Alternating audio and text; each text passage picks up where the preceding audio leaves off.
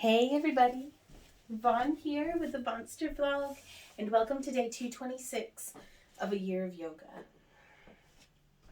My theme, my motto for today has been, when the world takes the wind out of your sails, you whip out some paddles and start rowing.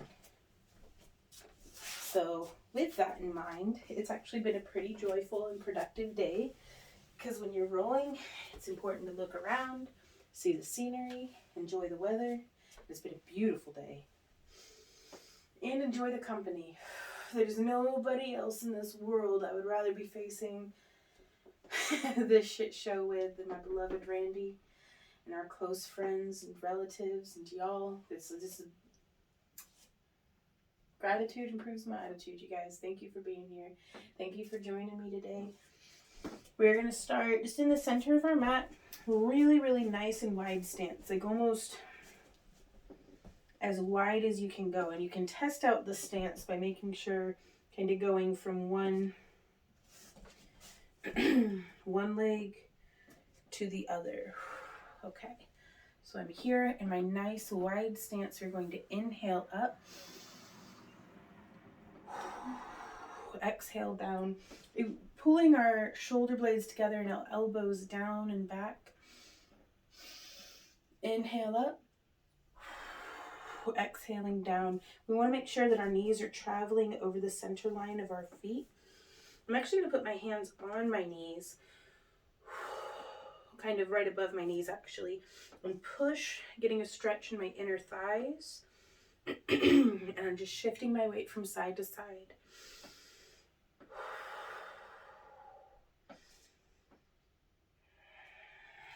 And come on up and out of that. Inhale up. Exhaling down. And now this time while we're right here, we are going to tuck our pelvis under, really tucking that tailbone, and then tilt the other way. So it's almost like we're doing a cat-cow, but just with our lower body. Tucking, really squeezing in with our lower abs. Inhaling, tucking the other way. One more. And up. Oh my goodness. That's hopefully my goal for doing that, is to get my hips so much more comfortable with being deep and wide in these kind of straddle stances. Inhaling up, let's swan dive forward into a forward fold, wide-legged. And I'm turning my feet so that the edges of my feet are parallel to each end of my mat.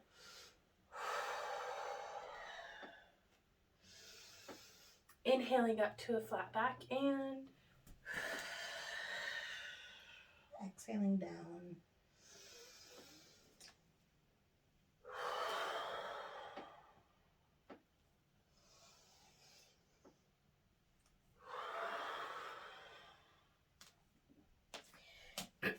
From here, I'm going to shift my weight over to the right. Excuse me. Still clearing up that cough. I'm 99.5% better. We'll get there.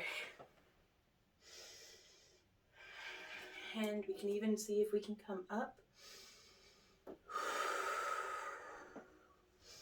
Fingertips down, walking over to the other side, finding our balance.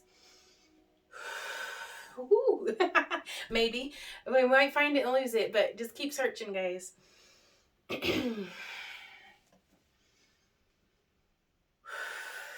And to the other side. I'm going to focus just on the inner thigh stretch instead of balance this time.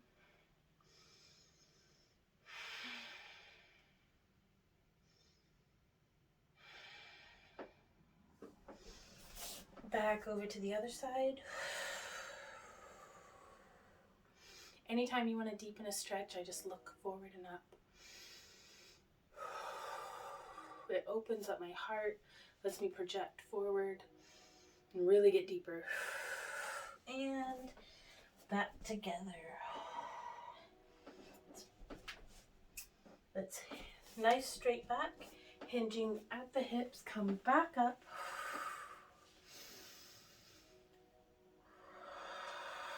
And let's step together into mountain pose.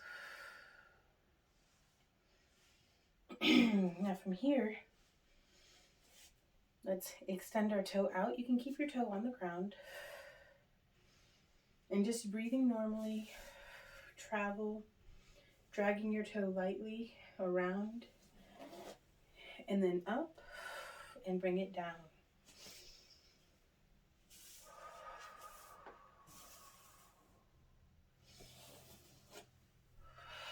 And then up and down. So bringing that toe out front, drawing the semicircle in the sand, exhaling up. I like to spend the whole time making the circle, inhaling.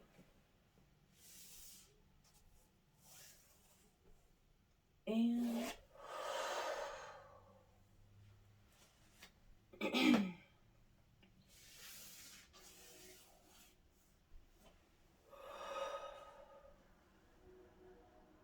trading sides.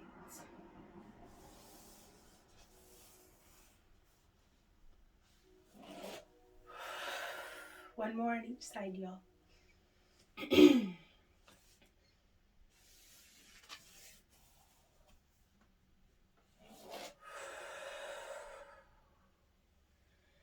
Very last one. Make it a good one.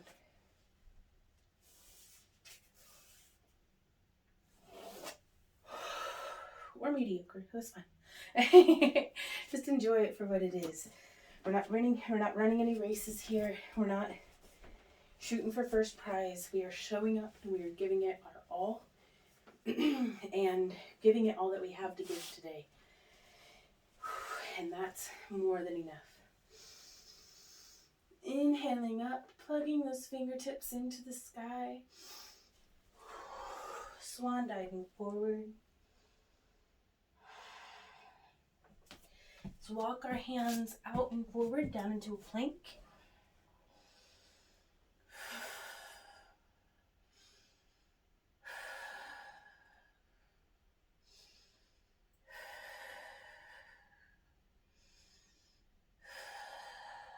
Inhale and down. Come on down into child's pose.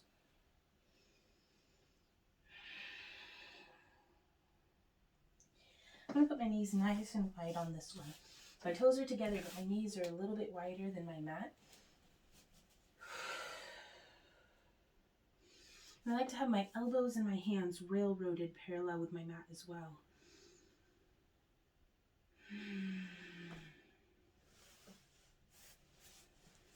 Or we can stack our hands and just lay.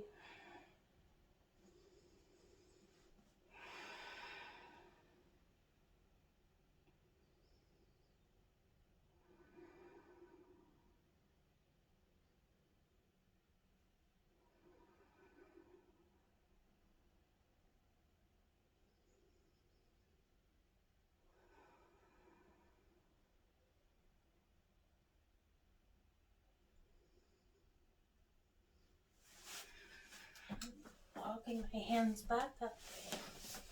Seeing as I'm still recovering from being ill, I don't want to push myself like real hard. And I really feel like I could use more mental yoga than doing push-ups or chaturangas or whatever.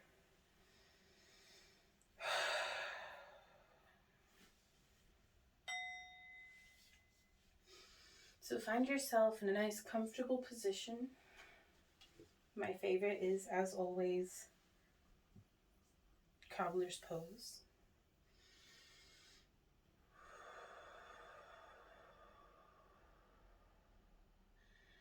And take a few cleansing breaths. Just visualizing if your body is a temple or a hovel in the woods or a hobbit hole in the side of a mountain or a teepee in an open plain, a log cabin, a backpacking tent on, the edge of a cliff looking over the vista, wherever it is. Picture a tree house, up in the tallest of sequoias to have ever lived. Wherever it is, open your windows. Go around your tiny cottage, your villa. Really, truly, there's no wrong way to visualize this, but just go through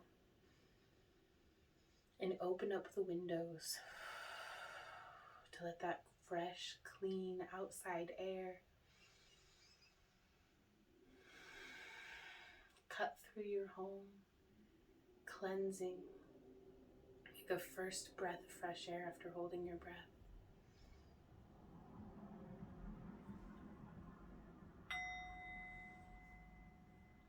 Open the window and feel that fresh breeze go over your face, removing the stale air around you, swirling up the dust and the storms and the rubbish, anything, whatever's cluttering.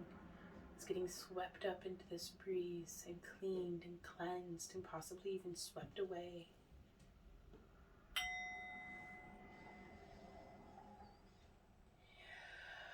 Each breath you take is a window that you open.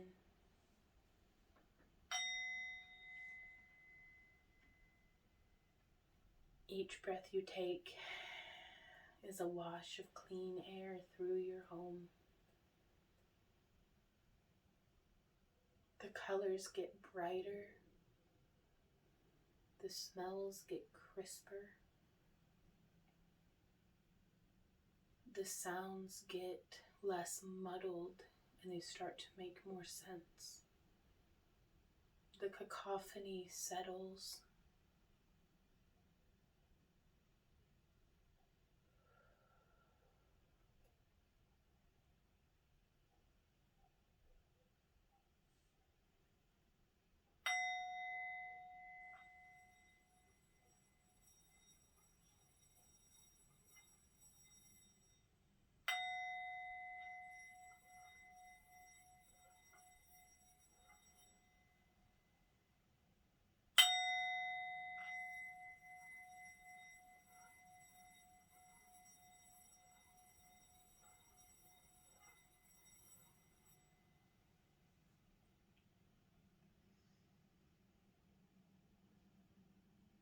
Keep breathing. And when you have all the windows open, you can start wiping down the surfaces around you. You can put the clutter away, and the clutter that doesn't have a place. You can put it in the rubbish bin, you can put it in the recycling, you can toss it into the fireplace. You can put it into a pile for burying in the backyard so you can burn it and salt the bones. Whatever haunts you, whatever lingers, whatever clutters and distracts.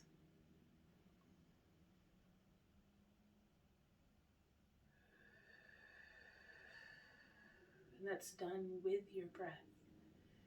With each breath, scattered papers and receipts find their ways into files on your desktop.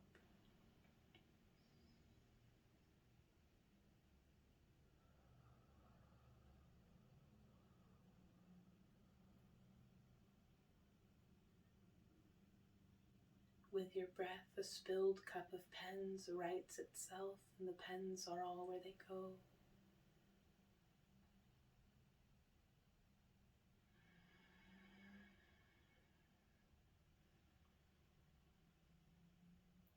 With a breath, the dust bunnies open their eyes, go, ooh, clutter on together and roll up together into one big dust bunny.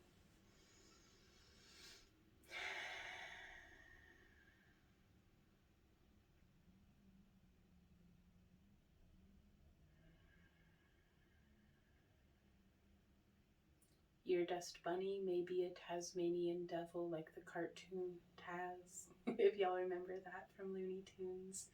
Just blah, blah, blah, blah, making a ruckus. Mine's literally a bunny just made out of dust in my mind. And it's my friend, but it's a little troublemaker.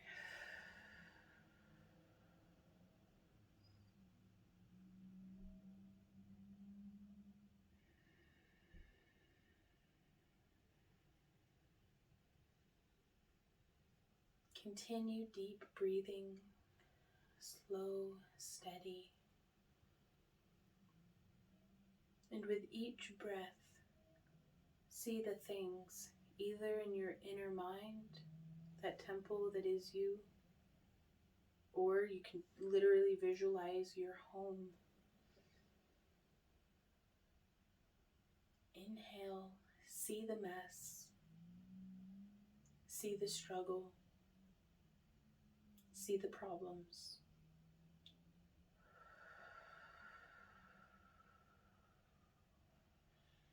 Exhale, see that mess, that one pile at a time, y'all. We're not zoomed out, we're zoomed in. These individual little, it's the corner of the coffee table, not the whole coffee table, just the corner of it. As you exhale, see that mess be righted. If when you inhale, you see and feel yourself struggling to carry something, as you exhale, feel yourself have the strength to carry that burden.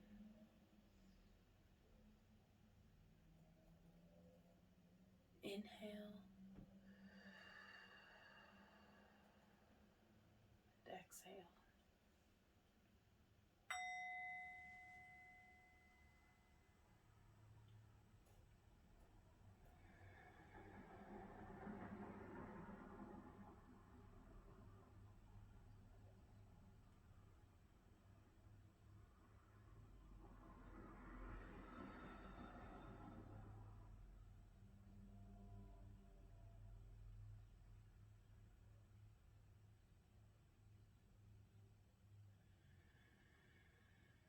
It's a very interesting observation for me to be leading through this impromptu meditation and visualization, because as I'm visualizing, inhaling, restocking the toilet paper roll, wiping down the shower and the toilet, because we all have a mental a mental crapper.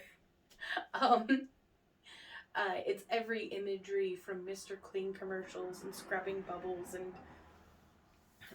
Snow White cleaning out the cottage that she finds in the woods of the seven dwarves, of every, Fantasia, Mickey Mouse making the mops and brooms do their thing, but it's actually working well. So it's use whatever visualization comes to you or pleases you. This is the castle in our mind's eye, the palace that is our inner self. And it is ever growing, ever changing, ever precious.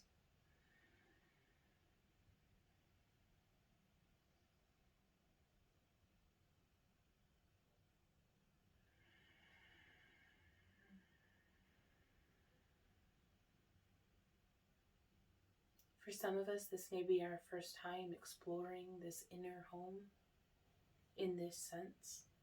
So if you find yourself, another image is the uncle's house in the Chronicles of Narnia in the movie, with all these rooms, all these relics, the relics are memories, the rooms are chapters of my life. And sometimes you just need to wander around and explore them. It might be a cave structure, it might be groves through the woods, wherever you find yourself, just explore and see whatever messes you come across become straightened. If there's a gate with a broken, squeaky hinge, inhale.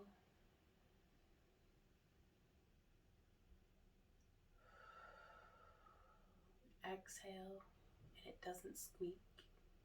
The gate opens and closes correctly with no trouble.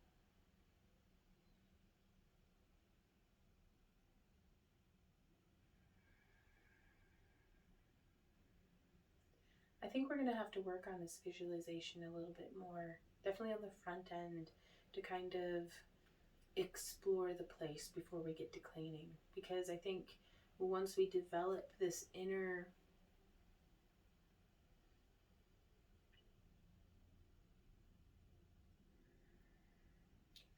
archetype of what our inner home looks like. I think as we become more familiar with it and we look around, when we see particular messes, it may be interesting, I think, to take note of that and to see maybe what those symbols might represent to you. It's almost like a waking, lucid dream. So let me know what you think if you guys want to explore this a little bit more. I definitely I'm going to set a timer and I'm going to tidy this room up for 5 minutes, because oftentimes our inner mind can be affected by the environment around us. And oftentimes, I know for me this rings true, but my outer environment, as much as it affects my inner mind, if I can tidy up my outer environment, it also helps to tidy up my inner mind, and vice versa. So if I can get my mind in order, it's easier to get my house in order. If I get my house in order, it's easier to keep my mind in order. So let's all set a timer, and for 5 minutes tackle the one thing that is most immediate in front of us. For me, it's that pile of laundry that's very strategically out of frame of the camera. I do hope, because it's a pile. I'm going to be tackling that. I'm going to put on some tunes, and I will see y'all on the other side. So until tomorrow, you guys, keep on keeping on. Mwah! Bye.